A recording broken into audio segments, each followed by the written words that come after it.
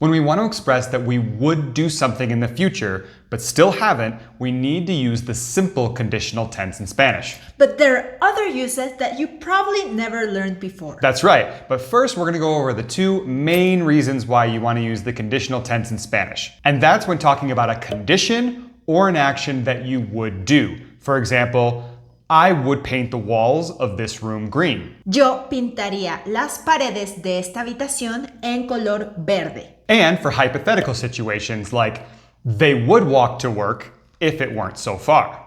Ellos caminarían al trabajo si no fuera tan lejos. And those really are the two main reasons to use the conditional tense in Spanish, but we're going to show you 3 other reasons later in this video. This video is only going to focus on the simple conditional tense, not on the continuous conditional or the perfect conditional. That's right, we'll save those for a future video. Now, a big problem that many students have when they first start using the conditional tense is they simply correlate it with the word would. But we need to be careful with this because would could literally be translated to something in the past tense in Spanish. For example, when I was a boy, I would play the piano. Cuando era niño, tocaba el piano. So this is something I used to do. Although we use the word would, we're not talking about anything conditional, we're talking about in the past. Whereas in the conditional, something that hasn't happened yet, we could say, I would play the piano, although I still haven't. Tocaría el piano. See the difference? So we want to use the conditional whenever we want to express a condition or an action that still hasn't happened yet, and not think so much about the word would. For example, I would feel bad if I didn't go to his graduation. Me sentiría mal si no asistiera a su graduación. So you can see the word would in this sentence, but again, we want to think more that it's a condition that hasn't happened yet, but we would feel it if something didn't happen. It's a condition. So that's the idea. But before we get into all our other examples, let's see how to conjugate it. Now, if you already know how to conjugate the conditional tense, go ahead and jump to the next chapter. Now, the great news is when conjugating the conditional tense, it's super simple. All we have to do is add the conditional tense endings to the infinitive of the verb. The endings will be yo, ia, tú, ias, él, ella o usted, ia, nosotros, nosotras, íamos. Vosotros, vosotras, iáis. Ellos, ellas o ustedes, ian. So let's see one example each of an AR, ER, and IR verb ending. Remember, we just leave the infinitive as is and add our conditional tense endings. So for a verb ending in AR like pensar, we would have yo pensaría, tú pensarías, él, ella o usted pensaría. Nosotros, nosotras, pensaríamos. Vosotros, vosotras, pensaríais. Ellos, ellas o ustedes pensarían. And for a verb ending in ER, like esconder, we leave the infinitive as is and we add our conditional tense endings. Yo escondería. Tú esconderías. Él, ella o usted escondería. Nosotros, nosotras, esconderíamos. Vosotros, vosotras, esconderíais. Ellos, ellas o ustedes esconderían. And for a verb ending in IR, like insistir, we leave the infinitive as is and we add our simple conditional tense endings. Yo insistiría. Tú insistirías.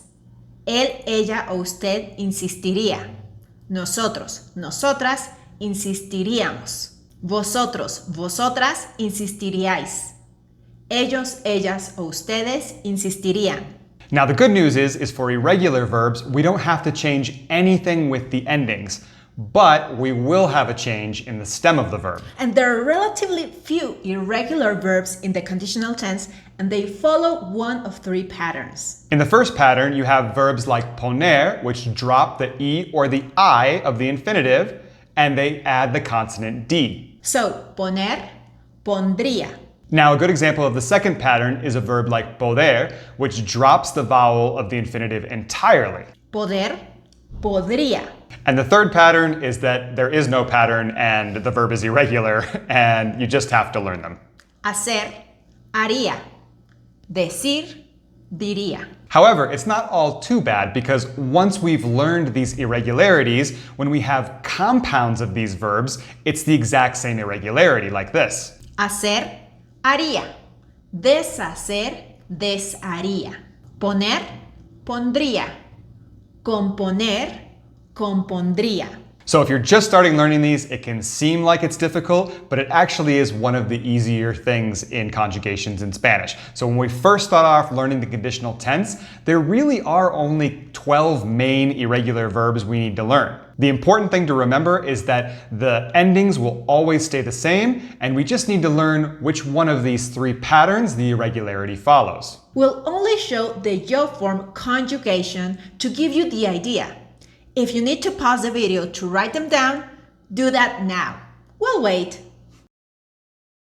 As we previously said, the conditional tense is mainly used to talk about or to express what would happen or to talk about hypothetical situations. So our first three examples will express what would happen, like she would clean the house, but she doesn't have time. Ella limpiaría la casa, pero no tiene tiempo. Or I wouldn't buy a motorcycle, although it would save gas. No compraría una moto, aunque ahorraría gasolina. Or I would or I might study Arabic next year. Tal vez estudiaría árabe el año que viene. So in all these examples, it's something that we would do but still haven't. Now the difference between what we would do in hypothetical situations is in hypothetical situations, we're always going to have a C clause when we say if something were true, we would do this. For example, I would speak with her if I could. Yo hablaría con ella si pudiera. Or you would eat pizza if you were at home. Tú comerías pizza si estuvieras en casa. Or we would watch the series if we had free time. Nosotros veríamos la serie si tuviéramos tiempo libre. So in all of these examples, we always have that if clause, that C clause. If something were true, then we would do something. So we understand the main uses of the conditional tense. But wait, here are three more reasons you probably never learned or knew about before. But before we get into that, take this time right now to like this video, subscribe to the channel if you still haven't so you don't miss any other lessons like this, and head over to Buy Me a Coffee where you can donate to the channel and give us the caffeinated energy we need to keep making these lessons for you guys. Thank you so much. Okay, so another way to use the conditional tense is to make assumptions or speculations about something that happened in the past. And as we said earlier, this is where we would have a problem if we're only thinking of the conditional tense as the word would, because in these examples, the conditional tense could mean must, or would, or could, or even I wonder. So for example, we could say, somebody rang the doorbell. I wonder who it was. Alguien tocó el timbre.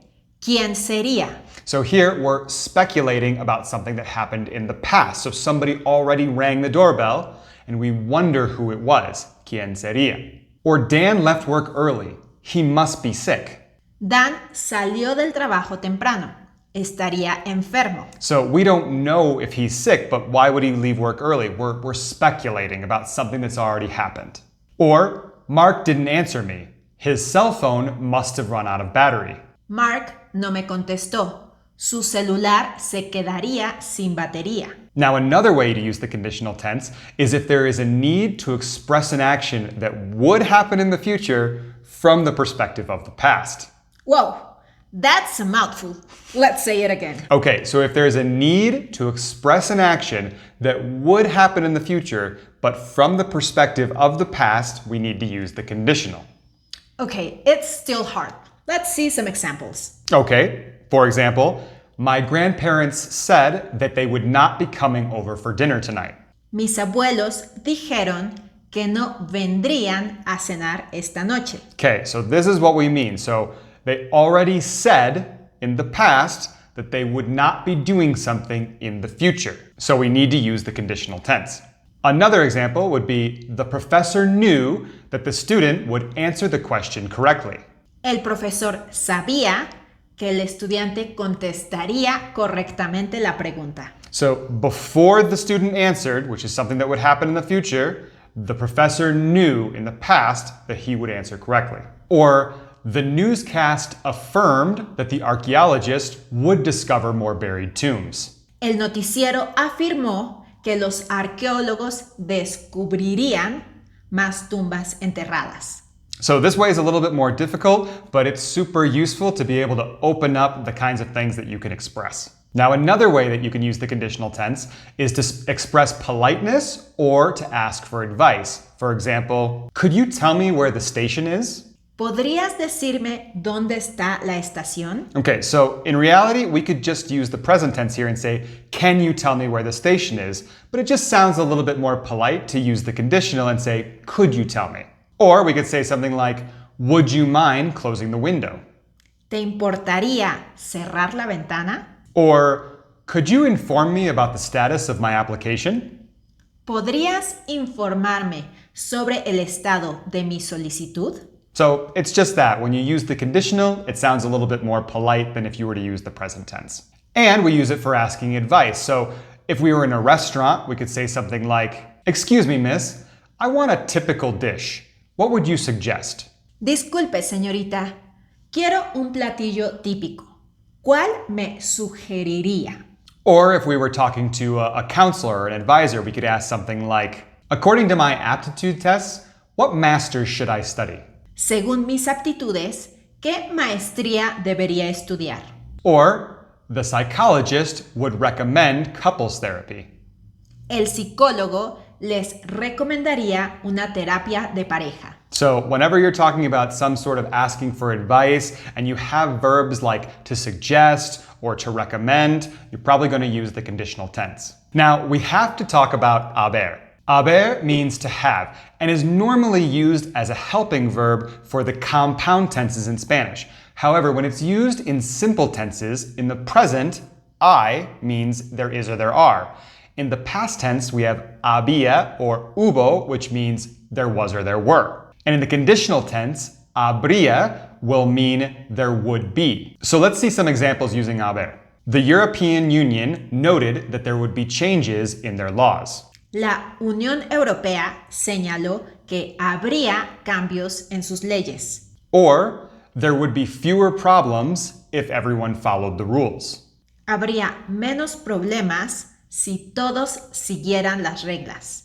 Now, when we use habría like this in a question, instead of saying there would be, it changes to would there be. For example, would there be someone willing to help? ¿Habría alguien dispuesto a ayudar? And that's it. We hope this video helped you to fully understand the simple conditional tense. Now, watch this video to keep improving your Spanish. Until next time.